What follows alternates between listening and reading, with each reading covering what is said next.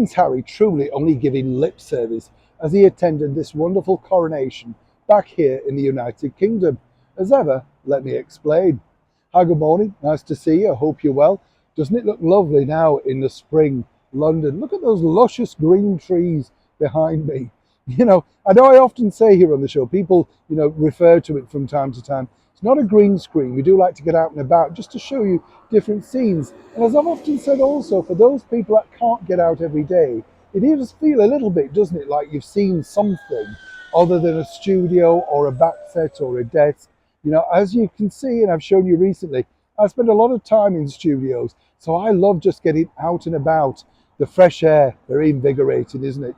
Do you remember that ad for Skegness? Skegness, it's so bracing. It's a little bit like this on here today. The wind's getting up. I'll leave it there. Back to your breaking roll story of the day. This story, as I say, once again, very fascinating with the fact that Prince Harry basically showed no respect, I didn't think, particularly for his father, the King, King Charles III, at his coronation. I mean, yes, he turned up. He did his duty, as he told a very good source, and as ever, we have to say allegedly. But surely it's more about than just duty. It's about really wanting to be there, to be part of the celebrations. Now, I don't know if you know this, but when big events like that, any royal events, all newspapers and magazines, TV companies, they like to make sure that they employ the services of a lip reader.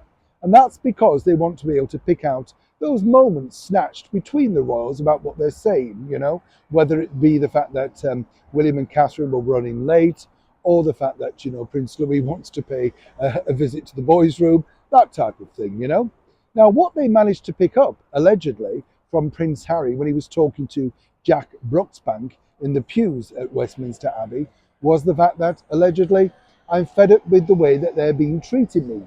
Now, we're not quite sure exactly whether this is in reference to his home back in Montecito and the people there, or indeed his members of family over here inside the British monarchy.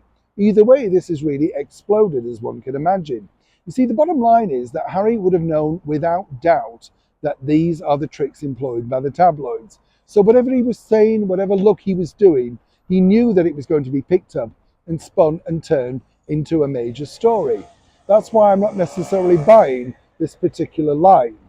And what I find really interesting about this is that if you look at the way Harry walked down the aisle towards, of course, where he was going to be seated, yes, he was pleasant to enough people, but he didn't exactly look exuberant like he wanted to be there.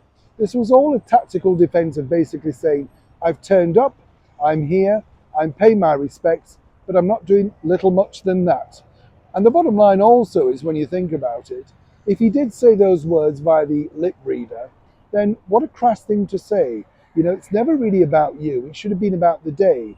He should have, of course, got involved with all the, the sort of celebrations that were going on around him. But seemingly for Harry, he couldn't wait to dash off. And as the lip reader didn't include, allegedly there was a point where Harry said, well, that's over. And then off he went, without a goodbye to his brother, or indeed any other senior members of the family, or indeed, more importantly, his father, the brand new king. Shameful state of affairs, I'm sure you'll agree. Neil Sean in the very heart of London.